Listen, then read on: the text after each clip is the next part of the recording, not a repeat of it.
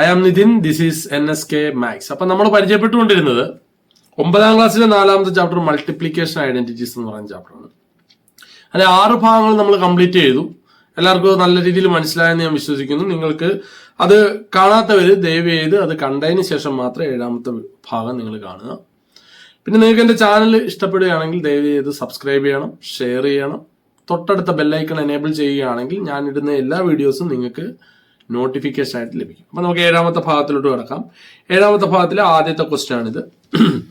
Question വായിച്ച അർത്ഥം മനസ്സിലാക്കണം. ഞാൻ വീണ്ടും നിങ്ങളെ ഓർമ്മിപ്പിക്കുന്നു, ക്വസ്റ്റ്യന്റെ അർത്ഥം മനസ്സിലാക്കിയിരിക്കണം. The perimeter of a rectangle is 40 centimetre.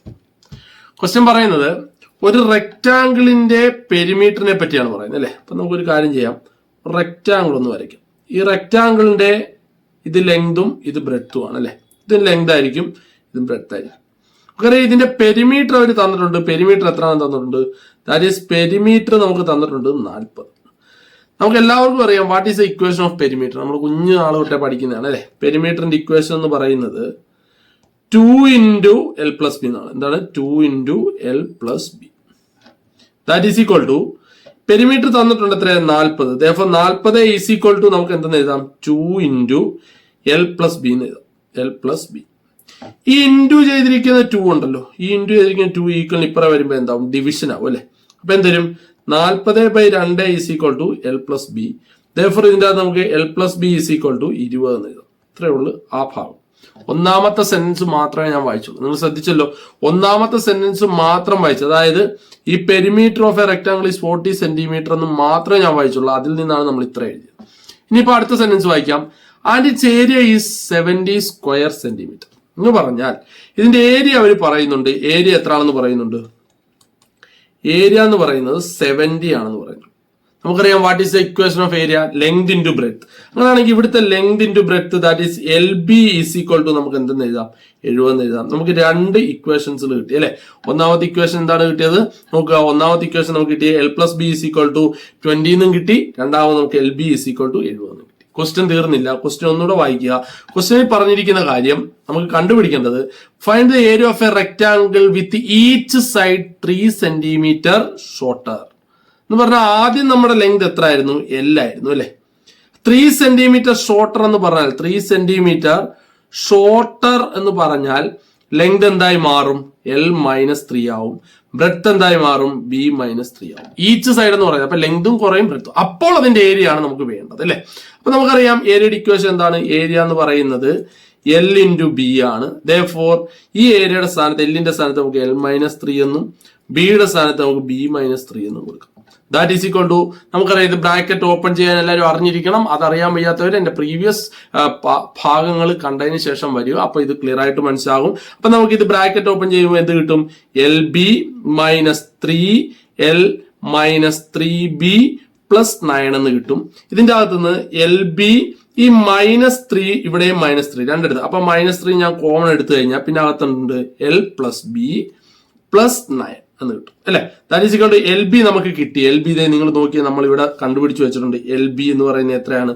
70. അപ്പൊ ഈ LB-യുടെ സ്ഥാനത്ത് നമുക്ക് എന്ത് എഴുതാം? 70 -3 × L+B നമ്മൾ കണ്ടുപിടിച്ചിട്ടുണ്ട്. L+B കണ്ട, ദാറ്റ് ഈസ് അവിടെ 20 +9 ദാറ്റ് ഈസ് ഈക്വൽ ടു 70 -3 × 20 എത്ര? -60 +9 that is 70 9 79 -60 that is equal to answer. Final answer of this question is 90. നമ്മളോട് പറഞ്ഞിരിക്കുന്നത് ഫൈൻഡ് ദ ഏരിയ എന്നല്ലേ? അപ്പൊ നമുക്ക് എത്ര കിട്ടി? 19 centimetre square. This is the final answer of this question. വളരെ സിമ്പിൾ ആണ്. Just apply the identity. Identity apply ചെയ്യുമ്പോൾ നമ്മൾ ആ സൈൻ റൂൾ എല്ലാം നോക്കിക്കണം. അത് ക്ലിയർ ആണെങ്കിൽ ബാക്കിയെല്ലാം സിമ്പിൾ. ഒരു കാര്യം ചെയ്യാം, അടുത്ത ക്വസ്റ്റ്യനിലോട്ട് കിടക്കാം. എന്താണ് നമ്മുടെ അടുത്ത ക്വസ്റ്റ്യൻ? ഇതുപോലൊരു ക്വസ്റ്റ്യൻ, അല്ലെ? റെക്ടാംഗിളിന്റെ തന്നെ ക്വസ്റ്റ്യൻ ആണ്. ശ്രദ്ധിച്ച് മനസ്സിലാക്കിയാൽ മാത്രം മതി. ക്വസ്റ്റ്യൻ എന്താണെന്ന് നോക്കുക. If the side of a rectangle is decreased by 1 metre എന്ന് പറഞ്ഞാൽ ഒരു റെക്ടാംഗിളിന്റെ സൈഡുകളെല്ലാം 1 മീറ്റർ കുറഞ്ഞപ്പോൾ, ഇപ്പൊ നമുക്കറിയാം ഒരു റെക്ടാംഗിളിന് പ്രധാനമായും എന്തൊക്കെയാ ഉള്ളത്? ലെങ്ത് ഉണ്ട്, അല്ലെ? ലെങ്ത് ഉണ്ട്, അതിന് നമുക്ക് L എന്ന് വിളിക്കാം. അതുപോലെ ബ്രെഡ്ത്തും ഉണ്ട്, ബ്രെഡ്ത്തിനെ നമുക്ക് എന്തെന്ന് വിളിക്കാം? B. ഇതെല്ലാം 1 മീറ്റർ കുറഞ്ഞെന്ന് പറഞ്ഞാൽ നമ്മുടെ ലെങ്ത് എന്തായി മാറും? L-1 എന്നും ബ്രെഡ്ത്ത് എന്തായി മാറും? അത് B-1 എന്നും ആവും.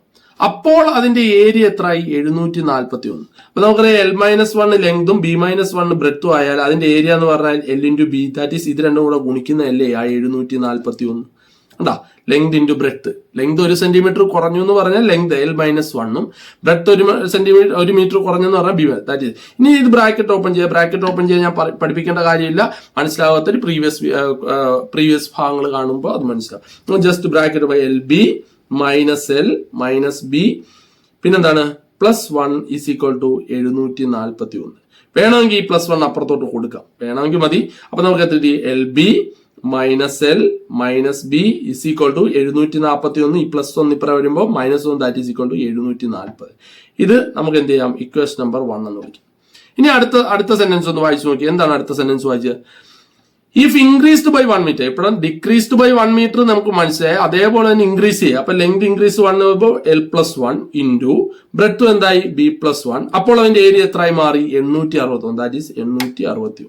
ജസ്റ്റ് ബ്രാക്കറ്റ് ഓപ്പൺ ചെയ്യുക. അപ്പൊ എന്ത് വരും? LB plus L plus B +1 is equal to 861. വേണമെങ്കിൽ ആ +1 ഈക്വൽ അപ്പുറം പോകുമ്പോൾ എന്ത് വരും?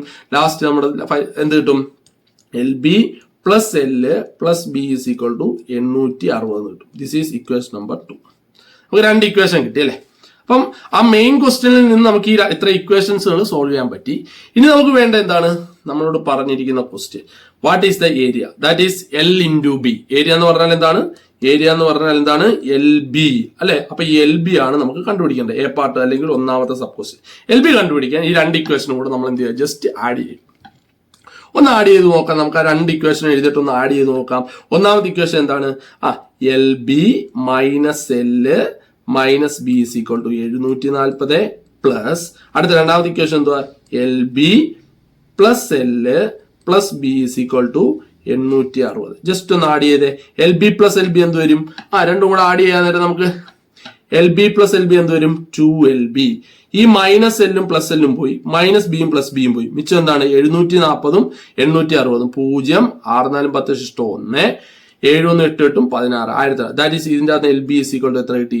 1600 ബൈ ഈ 2 ഈക്വലിന് ഇപ്പുറം പോകുമ്പോൾ divide. That is LB is equal to നമുക്ക് എത്ര കിട്ടി? 800 എന്ന് കിട്ടി. സിമ്പിൾ അല്ലേ? അപ്പൊ നമുക്ക് ലെങ്ത് അല്ലെങ്കിൽ ഫസ്റ്റ് ക്വസ്റ്റ്യന്റെ ആൻസർ ഏരിയ ഓഫ് റെക്ടാംഗിൾ എത്ര കിട്ടി?